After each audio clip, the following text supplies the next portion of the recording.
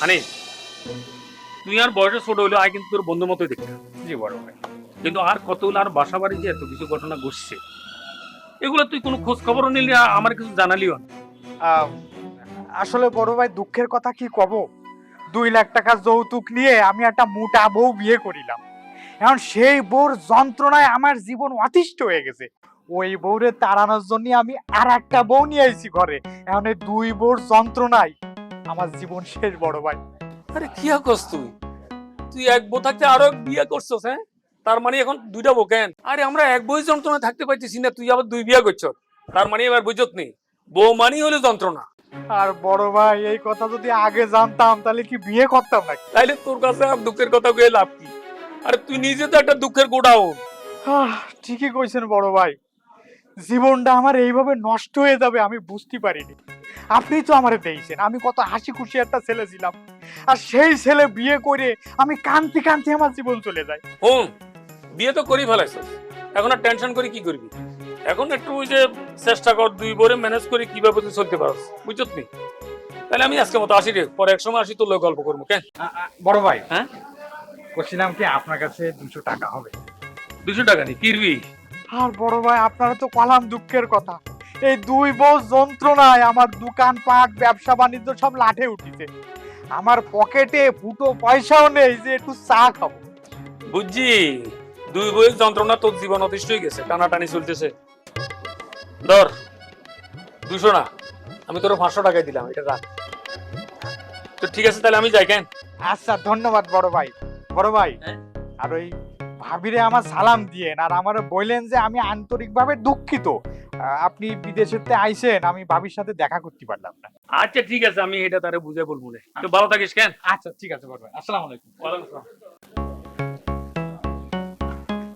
বড় ভাই, ভাবির সাথে যে আমার কি মধুর সম্পর্ক, ওইটা যদি আমি আপনারে বলতাম আপনার রাত্রির ঘুম দিনের ঘুম সবই হারাম হয়ে যেত।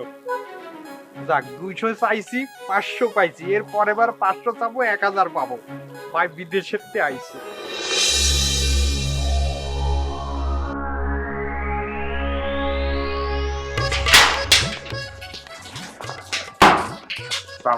ওয়ালাইকুম আসসালাম। এই তোমার নাম কি? আর স্যার তালেব। ও, কতদিন ধরে এখানে আছো? না তা তো প্রায় স্যার মেলা দিন। ও, দিনকাল কেমন কাটতেছে? আলহামদুলিল্লাহ স্যার ভালো আছি, আলহামদুলিল্লাহ ভালো কাটেছে। যাক, ভালো থাকলে ভালো। তবে শুনো, খালি নিজে ভালো থাকলে চলতো না, একটু ওই যে বাসা বাড়ির দিকে নজর রাখিও আর কি। না বাসা বাড়ির দিকে আর মুই কি নজর থইম স্যার, নজর তো থই তোমার বন্ধু ওই যে হানিফ আছে না, হানিফ ভাই। এ কি বললা? আমার বন্ধু হানিফ মানে? আর হ্যাঁ, আমার বন্ধু হবে কি, আমার ছোট ভাইয়ের মতন। তোমার কত তো আমি কিছু বুঝতে পারতেছি না। ও মানে হানিফ ভাই তোমার বন্ধু নয় না? তাকেই তো কং স্যার, এই ডাইসের সাথে তো এই ডাইস যায় না। তোমার বয়স কত, আর হানিফ ভাই তো ছোট মানুষ। যাই হোক স্যার, কিন্তু মোক কইছো তোমার ওই বলে খুব ঘনিষ্ঠ বন্ধু, ছোটবেলা থাকি বলে একসাথে তোমার মানুষ হচ্ছে স্যার। কি?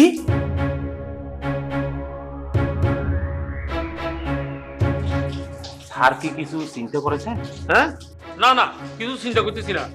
আচ্ছা, এই তুমি আমার একটা জিনিস বলো তো, এই হানিফ আমার বাসায় মানে কি জন্য এত আসা যাওয়া করতো?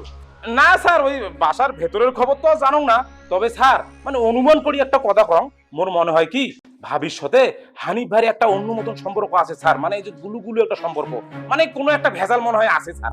এই কি বলতেছো তুমি? বেজাল আছে মানে? কি বেজাল আছে? এই যে স্যার দেখো কিছুই বোঝেছে না স্যার, তোমার তো মনে করেন বিদেশত থাকেন, আর একটা পুরুষ মানুষ একটা মহিলা মানুষের উপর দিনাং দিনাং জোয়াইসা করে, কেন জোয়াইসা করে এখানে কথা তোমার বুঝিন রাখবে স্যার। স্যার দেখো এলাপির কিছু বোঝেছে না।